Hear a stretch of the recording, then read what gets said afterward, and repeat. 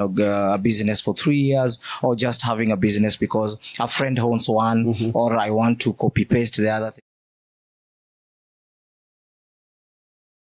Ladies and gentlemen, entrepreneurs and visionaries, welcome to the Entrepreneurship Clinic, the hub of innovative ideas and business acumen. I am thrilled to have each and every one of you here today as we delve into a topic of immense significance for the local economy, particularly in the vibrant city of Kisumu.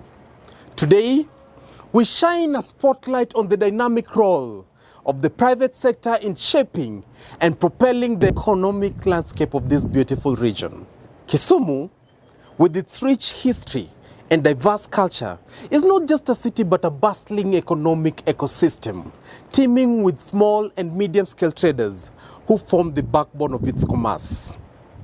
It's in the markets, along the bustling streets, and within the enterprises that dreams are nurtured and businesses flourish. The heartbeat of Kisumu's economy lies in the hands of the entrepreneurs who navigate the challenges and opportunities that come their way. Our theme today is one that resonates with every business owner, every dreamer who has dared to venture into the world of commerce, the role of the private sector in the local economy. We have gathered a panel of experts, thought leaders, and successful entrepreneurs who have not just witnessed but actively contributed to the transformation of Kisumu's economic landscape. In the next 1 hour, we will dissect the intricate web of factors that define the private sector influence on the local economy. From job creation to innovation, community development to market dynamics, our esteemed panelists will share their insights, experiences, and strategies that have propelled them to success. So, whether you are a seasoned entrepreneur seeking inspiration, a budding business owner navigating the initial challenges, or someone simply passionate about the economic growth of Kisumu, you are in for a treat. Get ready to absorb wisdom, exchange ideas, and be part of a conversation that has the potential to shape the future of business in this remarkable city. Without further ado, let's dive into the Entrepreneurship Clinic's exploration of the role of private sector in the local economy. Get ready for an engaging and insightful panel discussion that could spark the next wave of innovation and prosperity right here in Kisumu. Welcome to the Entrepreneurship Clinic show.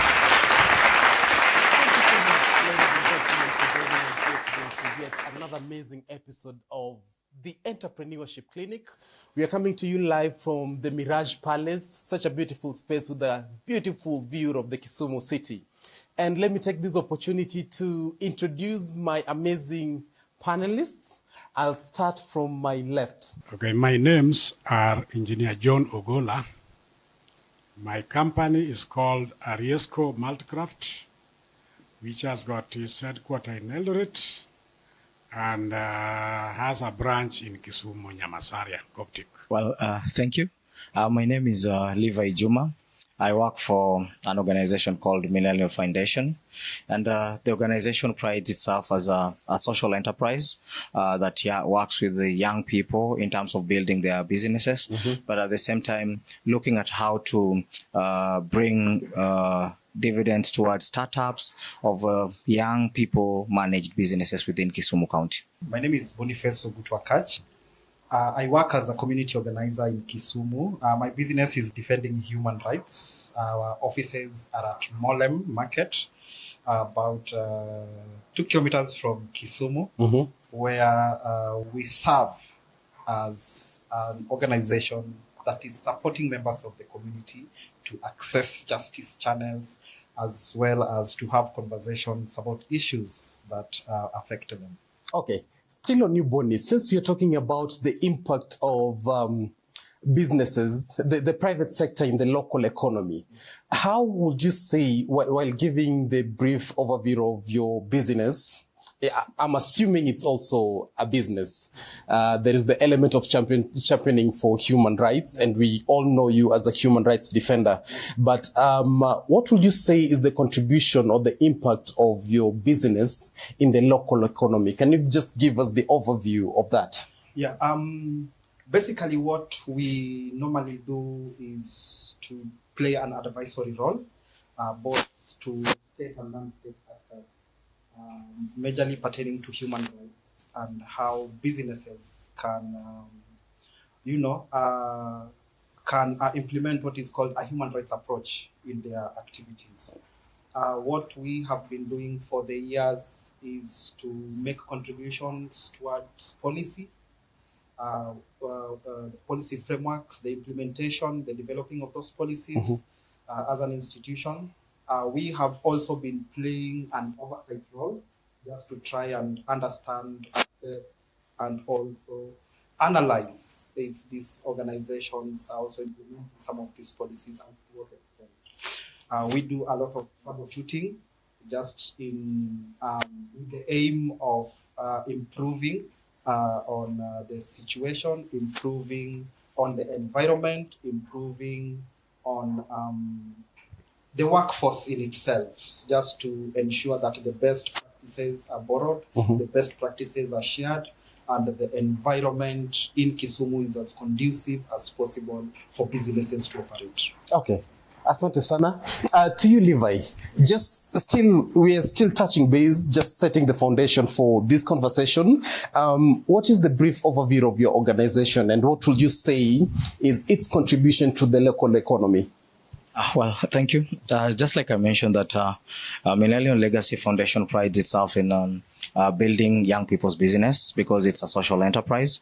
And recent publications show that most businesses run by young people don't go past 3 years.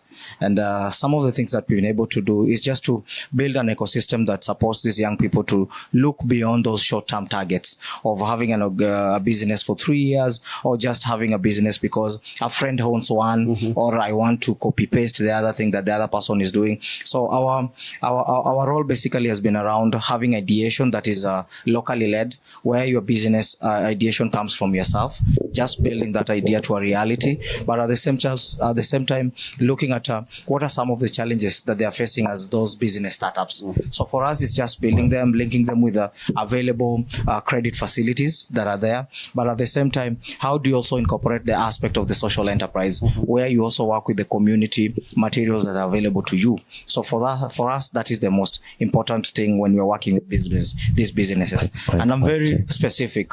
Our target is on just those startups and young people and women-led enterprises. Okay. Thank you. Asante sana. Engineer, talk to us about, introduce your business to us. Let us know you from the professional side. What is your business? My business is actually a manufacturing business. At the same time, it is also maintaining the products, but mostly we deal in innovations. Okay. Now, in development in terms of Kisumu,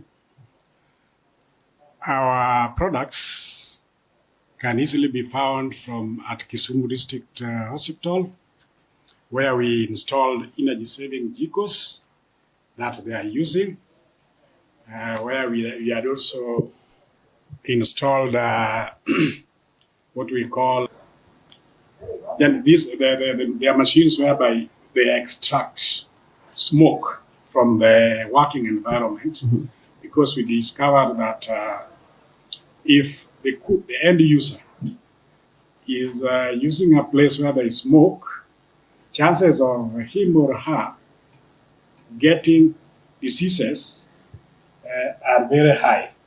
Secondly, when there is a lot of heat, you find that the amount of fuel being consumed will be a lot. So we have worked on that. Most of the institutions like Joelomino, you go to Experian, they are using now our innovations whereby you use very little fuel and you get the maximum value of your firewood. So apart from that, we also do innovations in hotels. So you can just come to your hotel, tell you, okay, this is what you have, but we want to reduce the amount of maybe gas you are using or the amount of, let us say, fuel you are using by 70%. When they buy the idea, we come and do it, and most of them are very happy, almost all of them. So this is a business which is called, as the name refers to, multi-craft. We do so many things. We even have what we call tian. Like now, this hotel, now we are here. This tian, you prepare tea in the morning, and it will be hot. It will retain that temperature for at least not less than 10 hours with the same temperature. We also deal in, like the environment right now, there's a lot of complaint of the smoke.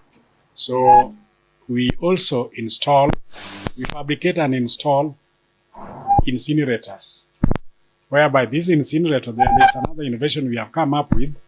You put in a heater, that smoke will hit that water will be transferred to even the wards. So that by the end of the time you are finishing your work, there will be no smoke up, because we want to do away with the smoke, because that is actually like now they are calling it about carbon content. Yeah. So those are the kind of jobs. In addition to that, there's something that I would like to mention. Me, I've been a lecturer, but I'm still a lecturer because a lecturer will die a lecturer. Yes. So I think I've trained so many youths who are now engineers. They are doing very good jobs. You go to Uganda, the cements in Uganda, me plus my students, because now I just show them, this is how you draw. So when you draw it, these are the materials that you are going to buy, and you do the quotation according to the materials that you have, but make sure that you get that temperature. So if it is about 2000 degrees centigrade, it must reach that temperature. It will never be less, it can't be less. Wow. So they are quite a good number who are now actually getting some livelihood from that. Wow. Yes. Amazing.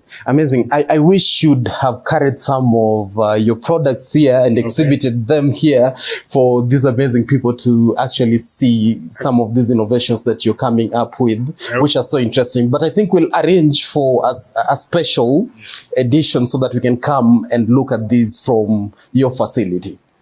I would have done, but the notice was too short. Was too short. Okay, no problem. Yes. Asante sana. We will make a follow-up and do that from your side.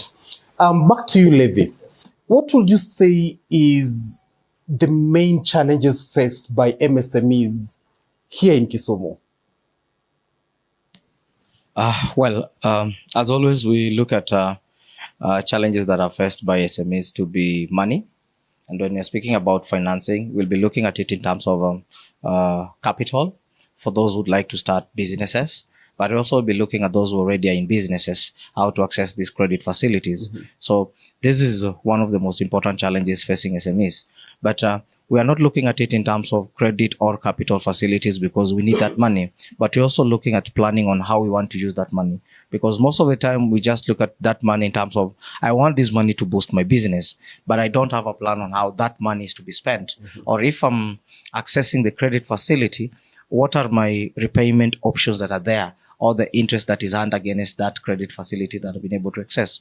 That's why you find most of the time there's default, or there are defaulters within the SME sectors. But also within Kisumu town, again, we need to look at it in terms of the business environment for us, and also in terms of even the raw materials, just like he was mentioning about Uganda, But again, you look at it, even if we are saying how many cement factories are in Kisumu, we can count of one that is on the outskirts. It's only one. And why is it on the other side? So this speaks of even the labor post that is available. And also looking at, for us who are working with the young people, we're also looking at the context of attitude towards particular jobs or SMEs that are existing. Someone will tell you that, for me, I don't want to work in the Juakali sector. Yeah. And that is one way how you can earn your livelihoods. And we've seen even graduates doing border. But again, we still have to have a narrative change in terms of the mindset. That is another challenge that is there. Then thirdly, I'll be looking at the mushrooming businesses that are there in terms of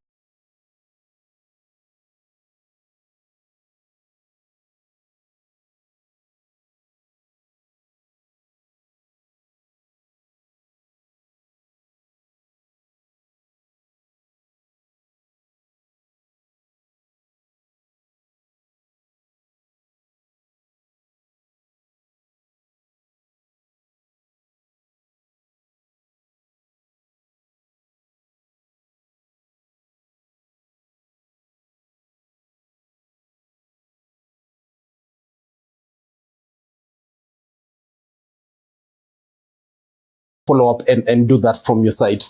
Back to you, Levi.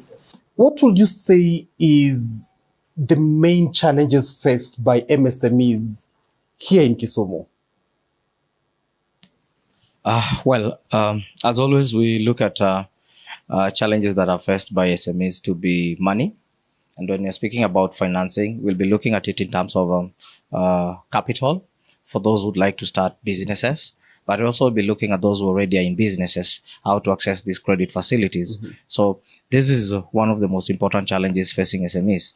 But we are not looking at it in terms of credit or capital facilities because we need that money. But we're also looking at planning on how we want to use that money. Because most of the time, we just look at that money in terms of, I want this money to boost my business, but I don't have a plan on how that money is to be spent. Or if I'm accessing the credit facility, what are my repayment options that are there? Or the interest that is earned against that credit facility that I've been able to access.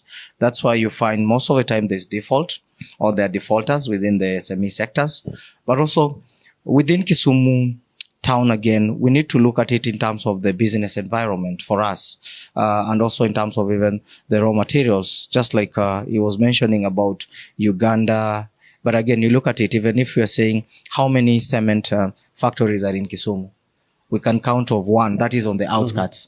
It's only one. And why is it on the other side? So this speaks of even the labor post that is available. And also looking at, for us who are working with the young people, we're also looking at the context of attitude towards particular jobs or SMEs that are existing. Someone will tell you that, for me, I don't want to work in the Juakali sector. Yeah. And that is one way how you can earn your livelihoods. And we've seen even graduates doing border. But again, we still challenges that we face. But I'm also looking at the business environment in terms of the same way the national government is raising taxes. We're also looking at the revenue within how also is being taxed in terms of the businesses that are there, SMEs, because most of the time you realize you pay a lot for little service from the government side. But this is something that it's an obligation for you towards having your business to proceed or to continue working in that environment. So you're also looking even at the way the licenses and the taxes that are imposed amongst these SMEs, because some of them are exorbitant. And for the young people who run SMEs, it's expensive on the end, even looking at their credit score vis-a-vis their profit score, and also those other obligations that they have to do. So for me, those are the major challenges that we're having on SMEs in Kisumu County. Okay. Yes. So, Bonnie, to you, on the challenges that Levi has just mentioned, how do you think these challenges impact the growth of businesses in this region? Yeah, they greatly impact businesses. And I'll give you an example of implementation of these policies. You know, the other time Kisumu embarked on the town regeneration program, a lot of the businesses that were destroyed were MSMEs. They were relocated without being given an alternative, and a lot of them have never recovered. Majority of the entrepreneurs who had started these businesses are now counting losses. Majority of the young people who are employed by these businesses are now unemployed and now struggling to find source of livelihood. You find that when the implementation is discriminatory, then it greatly impacts on the citizenry of Kisumu. Even in the town regeneration plan, you will notice that most of the businesses that were targeted were the small scale businesses. Other businesses were spared despite them being at the same level of, threshold that warranted the demolitions. I think the building that is hosting KTIAs next to Social Hall is a clear indication, because everything around it was demolished, but it is the only building that remained. And even after several appeals to have a very fair level ground for all traders, the public were only treated to PR. The implementation of policies like, take for example, whenever we have protests in town, Kisumu is a city that has faced the backlash of the cycle of violence. For over 8 years, Kisumu is a city that has never enjoyed peace for 5 consecutive years. For over 80 years, even before independence, to date, Kisumu has never enjoyed 5 consecutive years of sustainable peace. This has really impacted, especially on the small businesses. Whenever we have the running battles in town, whenever we have the lootings, the destruction of properties, this really affects businesses. I think also something that is very important to look at, and this has led to young people also shunning employment, this both formal and informal, is the working conditions. Look at the working conditions that are there, even in the industries around Kisumu, in the supermarkets, in the shops. You find that the people who've been employed there are struggling to have their dignity. They are either being paid very lowly. You find that sometimes they work overtime without pay. They are denied paid leave or even paid sick leave. So these have also made a lot of young people not to want to venture into this business environment, because the discrimination, the oppression that they face, especially in industries that are well respected, has also brought a lot of question marks on how young people can also participate in them fully, to ensure that even as businesses, they are able to maximize on profits. And our role majorly has been, to advise when we find, to create platforms where, the duty bearers and even members of the public can come sit together and find an amicable way of, say, now traders are being moved to Uhuru Market. There's already claims and allegations that the process was flawed.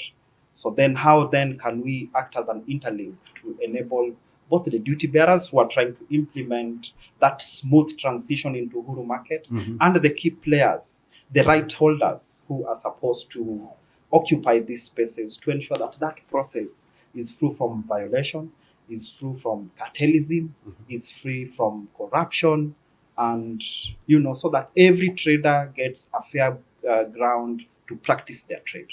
On the same issue of, now that you brought it up while it's still hot, what do you think is the reason as to why businessmen and business people have refused to get into the Uhuru Market and trade from inside there? What is the story? We just hear narratives from your perspective. In my opinion, I could be wrong, but I don't think that public participation was effectively done to ensure that even the public were involved in the process from the onset. What has really been happening is that the rights holders, the members of the public, are always being put at the end of the food chain, where the decision to relocate them to Uhuru Market, the decision on when this would happen, the decision on how this would happen, they were not involved. what normally happens is they just get an order and they are told on such a date, please make sure you are very early at Uhuru Market. We will be distributing stalls. So that involvement is very important in ensuring that any policy is implemented. Okay. Yes. Asante sana. Back to you, engineer. And just to build on what you had started talking about, and there was element of innovation and technology, using innovation and technology on your craft. I'd love for you to expound on that. Have you used technology? And if it is the latest technology, what technology are you employing in your craft? And how is it working for you as a businessman?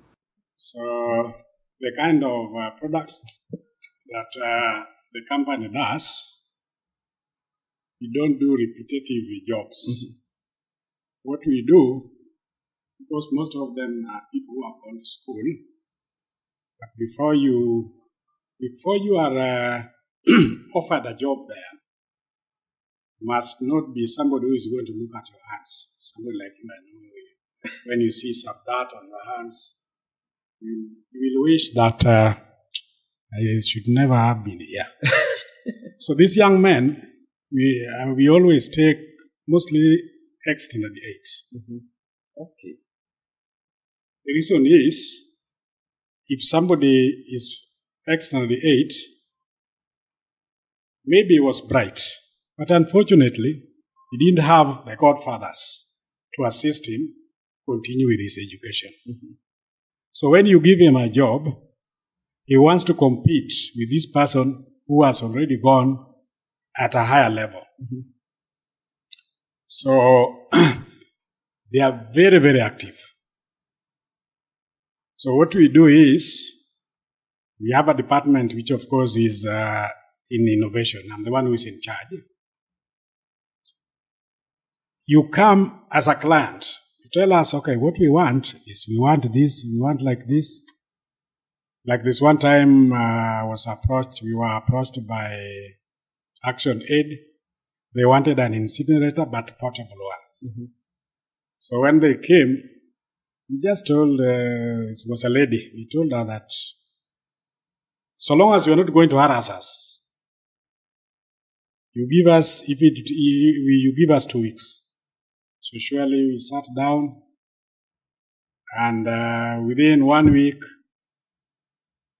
the incinerator was okay. Now, these people, they never knew how an incinerator looks like. Mm-hmm. If you go to Nyalenda, this dispensary, it is still there, and it is more than 15 years. Wow.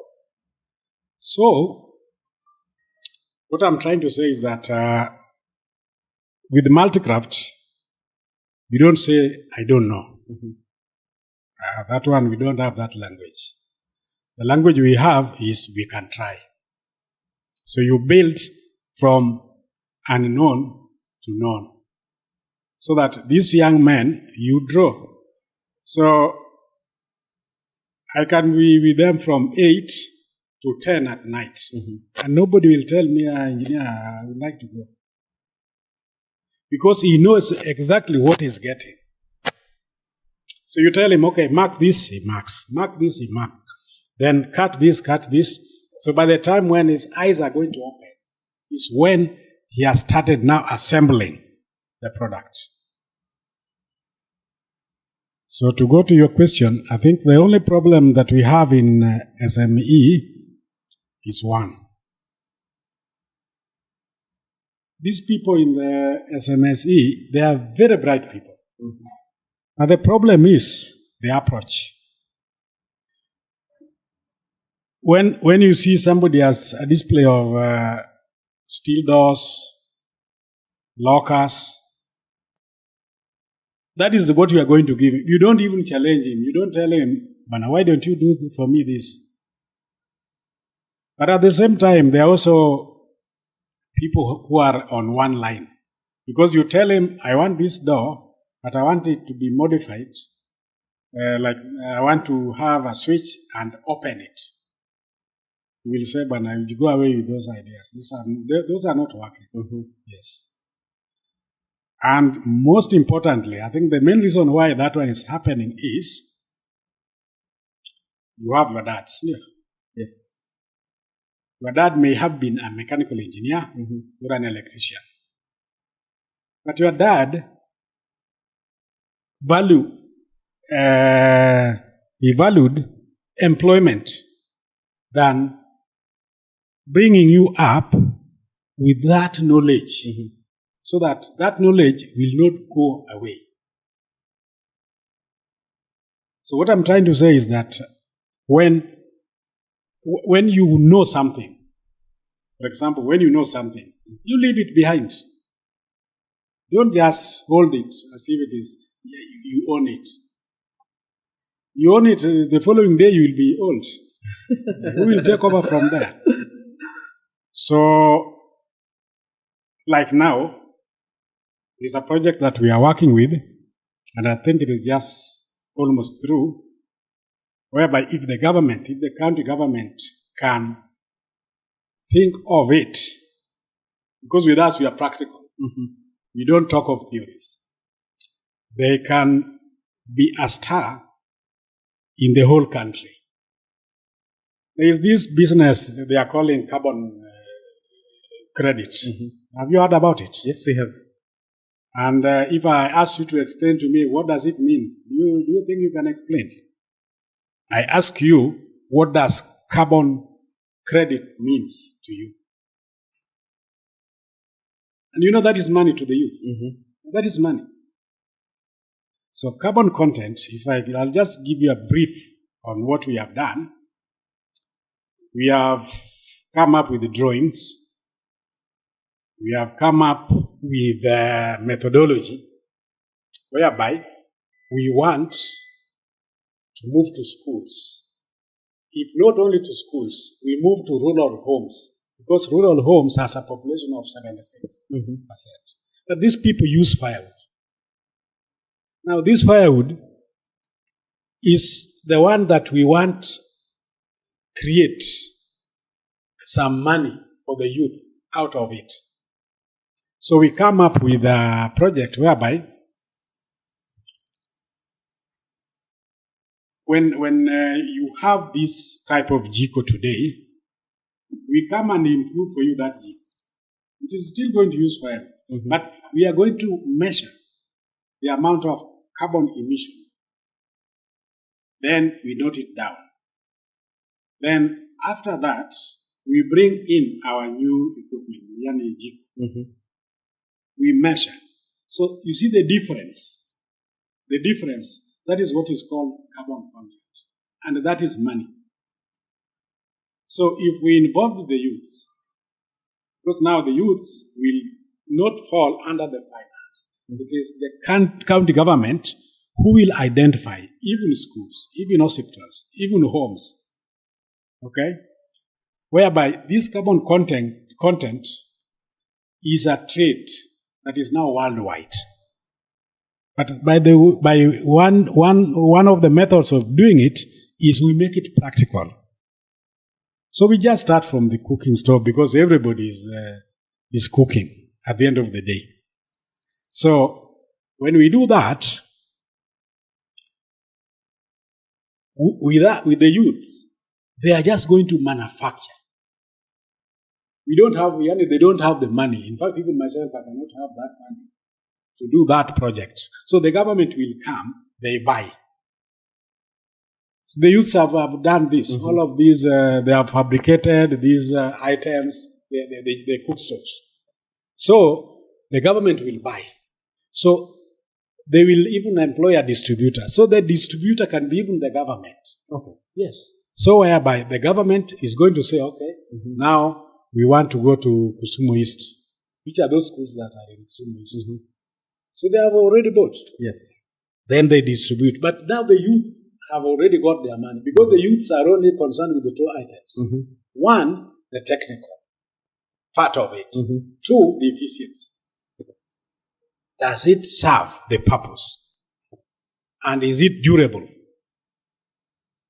So, on my part, that is the only new innovation that I feel as a person that the county government can tap in, employ the youths, Then the youth, it is very good when you see what you have done. The young man is now using. You feel very happy. And you will also be proud. Wow. Yes, I've done this and this. Now they are using it. Okay. Yes. Okay. Like now, even if I go to Kisumu District Hospital, even Joel, these are ex-Berian. Most of these, most of these schools, I see the students. When the students line up, my happiness is not the amount of money that I charge.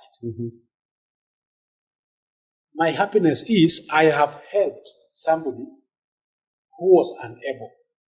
Because even the parents must be saying thank you. And he's saying thank you to somebody he does not know. Because now there is, it's being prepared within a very short period of time. The food is being cooked, well cooked. Yes. The credit comes to me internally, not actually reward. But now, these young men, the young men are very many. They are very many. So they just start something like a factory. You know whether you have been blessed to go out of the country. There are some other countries whereby, like Germany. To give you a practical example in Germany, I was there. Then, in Germany, as I was telling you about your old man, you don't look for these jobs. You start, not everybody, but those ones who are interested in engineering, they start what is called cottage industry. Those cottage industry, they are the ones actually which has brought economy in Germany.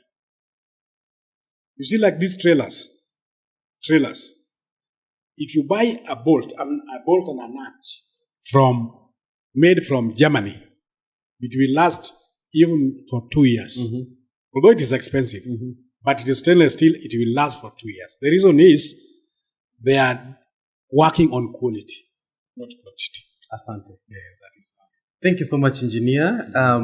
It is humbling sitting in your presence and just feeding from all this wisdom. Asante sana.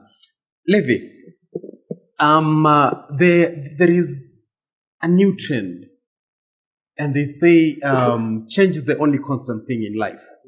And in the business sector, there is always changes that are coming up. And when you look at the market dynamics right now, it is heavy. The markets are kind of moving to a bigger market, more than even the local markets, the traditional markets that we all know and have been accustomed to. Do you think that the local businesses are shifting also towards the change that we are experiencing in our time? Well, it's a yes or no. The reason why I say so is one, when you look at the businesses that have shifted from physical engagement to even using of online platforms, one or the other, you'll find that they invested in that particular sector or that particular department within their own businesses. And if they have not even invested in those particular departments, you realize one way or the other, the proprietor within the business or the business itself has people who have that knowledge. When I say no, I look at it in terms of having that basic knowledge of seeing how can you move your goods from physical marketplace to online marketplace. And again, I'm looking at it in terms of which platforms are we using to market our goods or market our services? Because we are looking at digital platforms in terms of our social media. But we also have marketplaces that are online, like a couple of them. We can have Soko. There are a lot of business platforms online. And how are we plugging into them? Most of it is we are not plugging into them because of probably of the resources that we have. Because for you also to market them online, there is a substantial amount that you'll be putting aside for that particular venture where you want to market your service or goods. So it is important for SMEs also to invest in such platforms on their own, but not only on their own, but also to leverage on some of the skills amongst even the employees that they have within themselves. Because you see a change where actually we are talking about even how this trade has evolved with Boni.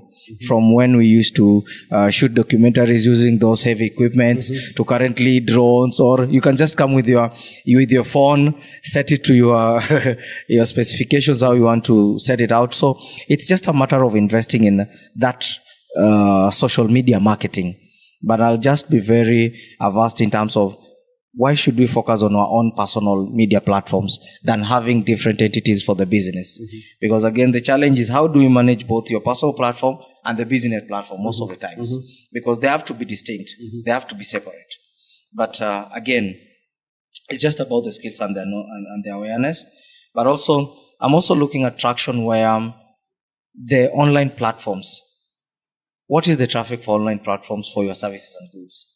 And I'll give an example for Kisumu. A lot of SMEs have embraced it, but we only have a challenge where I see a lot of stories where the people who manage the accounts, there's the so-called bloggers, they don't know how to maintain the integrity of the business and their personal integrity. So it's a lot of challenge. And professionalizing this aspect is very key. Just like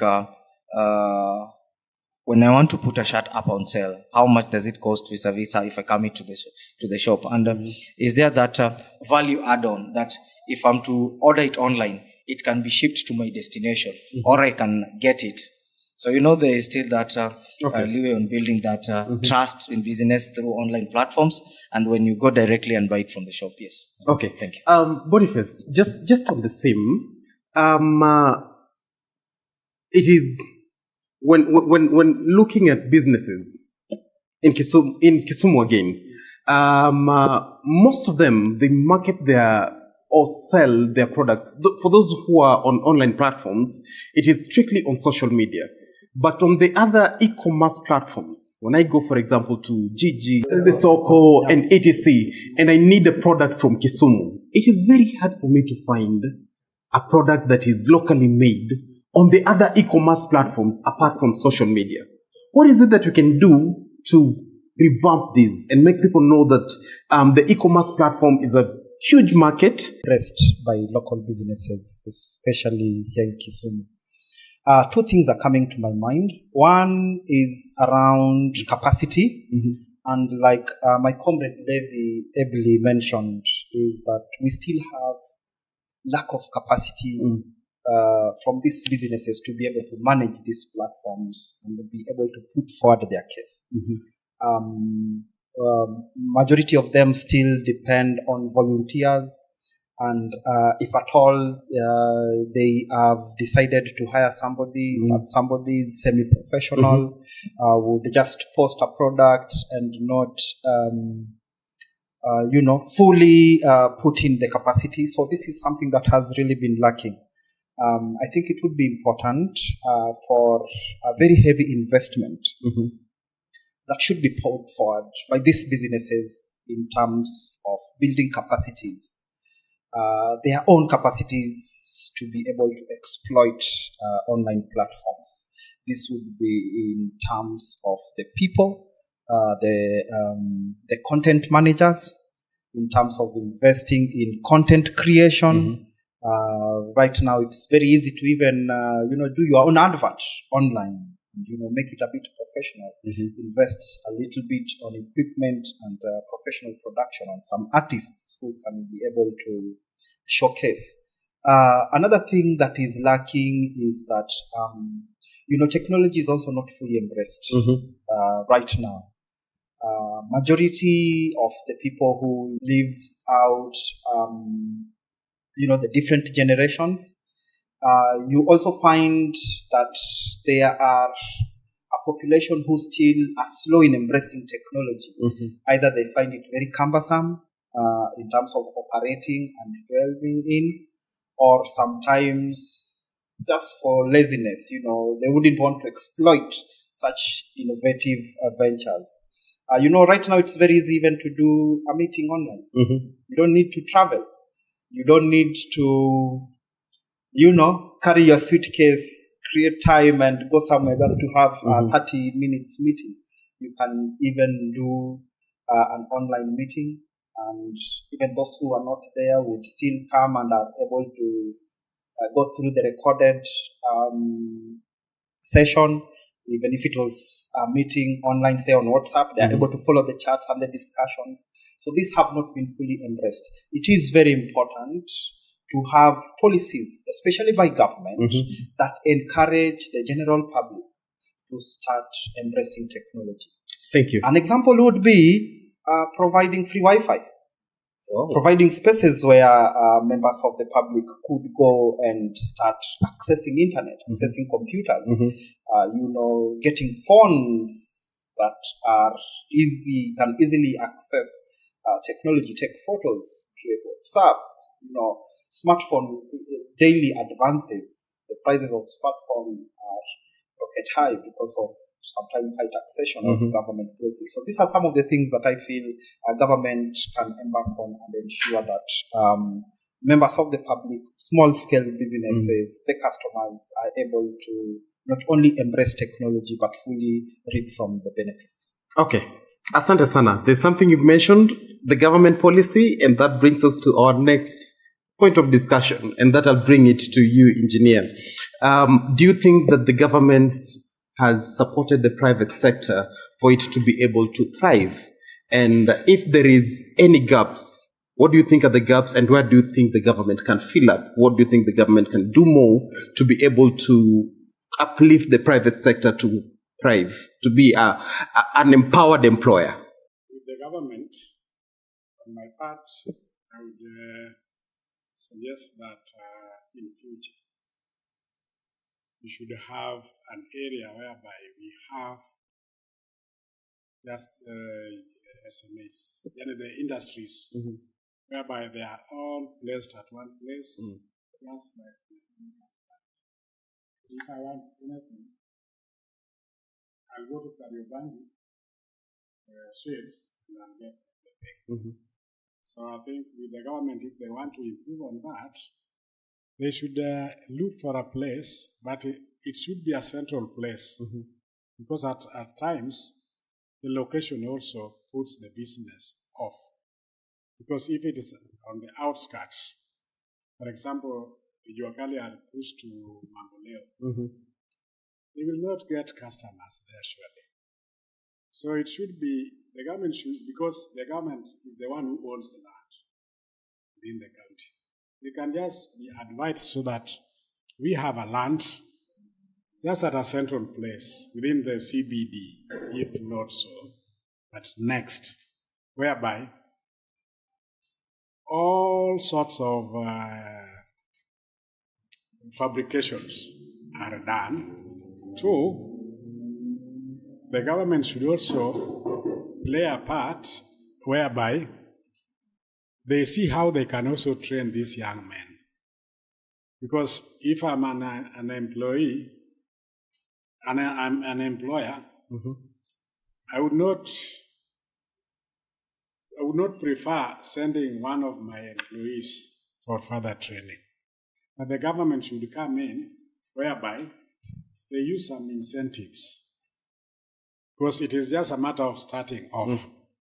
They use an incentive whereby these employees, they should be actually encouraged once they have been noticed. I'll give another example which happened just recently. The government, now that is the national government, what they did, I think that is in October last year, they identified areas whereby these Juakali people are supposed to be placed under. So what they came up with, the seminar was in Naivasha. If you are qualified on a trade, the government first identify from the Juakali. So all these people who have got that knowledge, who have got that professional knowledge, they sat down and wrote a curriculum, whereby you see these Juakalis that you are seeing here, they are going to be given certificates of merit, because somebody may even make a very good jiko, but he does not have the education. Surely, where do you place this person? And how do you employ him if you are an employer? So the government has come up with that formal certificate whereby the experts in all those areas were placed together. They have, it is more of a syllabus. They have put up the syllabus. Now the government will now issue certificate according, because these people, you cannot take them for training. What will they eat? So they will tell you, no, we can't do that. Yes. Okay. So I think the government should also look into a way of encouraging these Juakali people by identifying them, their talents. Then, because now they have accepted to give them certificates. It will be just like formal education. Okay. Yes. Okay. Yeah. Levi, I'd love to bring this to you, and I'd love to take a two-angle approach to this. According to what engineer has said, think of it in this regard, the support that he is talking about. What if a program such as Talanta Hela was created for the Juakali, and we had Juakali Hela for these artisans, those people who come up with innovative and very creative ideas, to be supported, trained, their ideas to be more refurbished and stuff like that. Do you think that will be a game changer in the private sector? Well, I'll probably add on what you had mentioned on what the national government has done, and that was on the policy level. That is the prior recognition learning, where SMEs or these people who have skills in this informal sector are certified in terms of their skills and knowledge on what they're bringing out.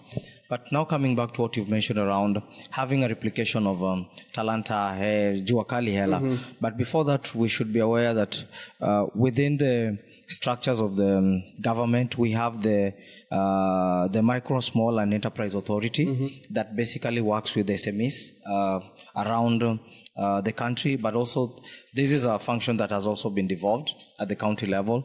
So it's just looking at what are the interventions that the authority itself is also doing in terms of even working with these SMEs, in terms of supporting them in accessing that financial support, which is always a key handicap to most SMEs. So it's important to understand that is something that we need to look at. How have we been working with the Micro, Small and Enterprise Authority? Because that is their mandate. Then secondly, we are looking at in terms of even now, like you've said, actually we are not supposed even to be looking at monetization of it, because already it's a source of a livelihood. Yes. So we're also just looking at what is the value add-on of how can we now look at the opportunities that exist within SMEs that can compete even with global brands.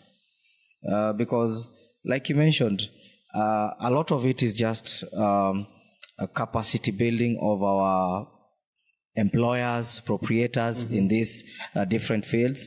The same way we lost Kiondo to China, you know? Yes. It's looking at how do we also look at even branding our innovations, even branding of the same things that we do.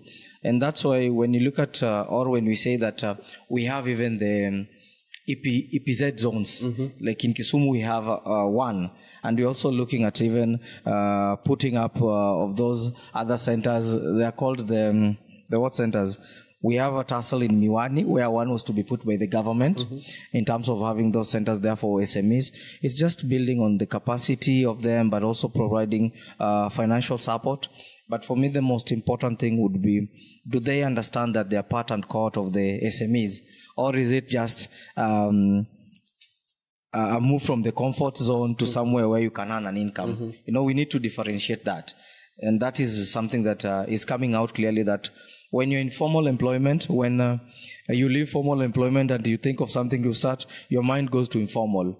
So even having a database of these people for clear support, for me is important. And like he said, how do we map a specific area where this is done completely? If I need this particular service, I know I'll go to Uhuru Market, I'll go to Jubilee. So we need to be very intentional with even the areas where these services are being offered for clients. So it's easier for us to access them rather than, if I need something, I'll think of, it's not in Kisumu, probably like he said, I'll go to Kariobangi, go to Nairobi, go to Mombasa. Because even if you look at the way towns have been classified, it's ironical that Kisumu has no classification per se. And it's very bad when you say like when you need I'll give an example of when you need trendy clothing. A lot of people think of Nairobi or our neighboring Eldoret in your Singishu County. Yeah. If you think of even cars, shipping, and the rest, you think of Mombasa. What do we think of Kisumu about? Nothing. So it's also important to have an identity of what are we doing as an embassy. That is our culture. For me, that would be the most important thing. Okay. Yes. Okay. Boniface, corporate social responsibility.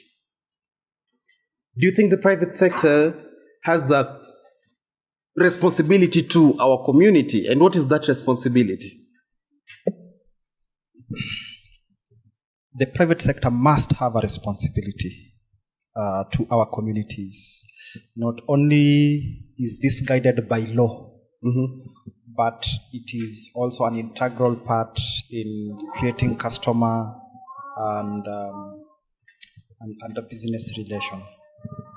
I have seen in other towns where corporate social responsibilities, especially by the private business sector in such towns, have worked. Kisumu has tried. We saw the other time when the county was engaging on the beautification of the towns. We had some of these corporates adopting roundabouts and beautifying them. Some streets have been beautified by these corporates. My uncle gave me a story some time back of how the then Kikomi paid for his fees. And this was not only an isolated case. The breweries, East African breweries then was also doing a lot of corporate social responsibilities. But then that is not very visible right now, especially the companies that we have. Sometimes they do it in form of, as a charity, where they just feel like, now we have COVID-19, let us try and do this. There are those who feel that, for visibility, there's this issue and we would want our brand to be visible, so let us do this. But then corporate social responsibility is a requirement by law. Okay.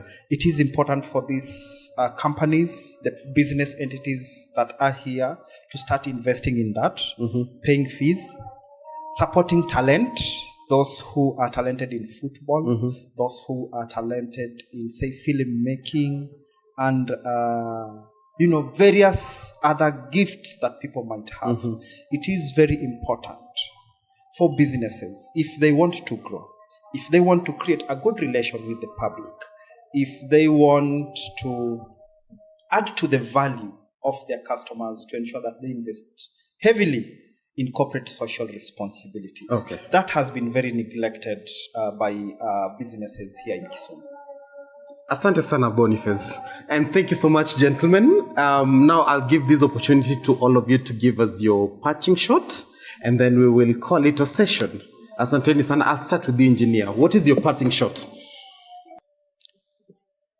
As the youths, you should, what we have discussed, you should take it to the right person in the government, because now county government, that is our president of the county. So, for example, now the ideas that you got from us, that we had, which you think he can work on, or whoever is, even if it is not him, the person whom you think is the responsible should act on it, so that whatever we have discussed should not just go into dust. Thank you so much, engineer. Yes, Levi. My punching shot goes to what we always localized. Like, we know that the Department of Trade within has this slogan, the spirit of Kisumu. I'd also like to just ask the consumers of Kisumu and the SMEs to also just adopt a slogan for them, just that we have like Jenga Kenya, Nunua Kenya. Why can't we have Jenga Kisumu, Nunua Kisumu? For me, that would be very ideal. Yes. Thank you. Asante sana. And finally, Mr. Boniface. Yeah, I think what I will say is that human rights and business go hand in hand. You can never have a good business environment if you don't focus on human rights. As a city, we have been faced with a lot of violations that have greatly hampered the business environment, especially the cycle of violence. I would urge everybody that it is time as a city we think about embracing active non-violence. That is the way to go. I look forward, because I heard that soon we might be having protests again. I look forward to a day that these protests will be very, very, very peaceful, so that at the end of the day, preventing people from ventilating. And I will give an example. My advice, if I was able to reach the organizers of the protests that will come, I would even suggest that let people protest by staying at home. Let nobody now come out. Let us ensure that nobody protests on the street, but they protest at home. That way, no business will be damaged. No protester will be injured by rioters, by rogue officers who are using excessive force. And even all other duty bearers and implementation agencies will be able to observe and ensure that now the grievances are heard. When people stay at home, then we'll want to see who will complain that they've been injured somewhere. Where were they? Where were they going to? And the order would have been for people to stay at home. So I look forward for a day that people will embrace active non-violence and ensure that at the end of every protest, the grievances are raised and the damages, the human rights violations, destructions of lives and properties are minimized. Asante sana Boniface. Thank you so much. As we embark on this exciting journey, I want to emphasize that the Kisumu Entrepreneurship Clinic show is more than just a show. It's a community. Thank you so much for tuning in, and we can't wait to see you on the next episode of the Entrepreneurship Clinic. Asanteni sana, and see you next time.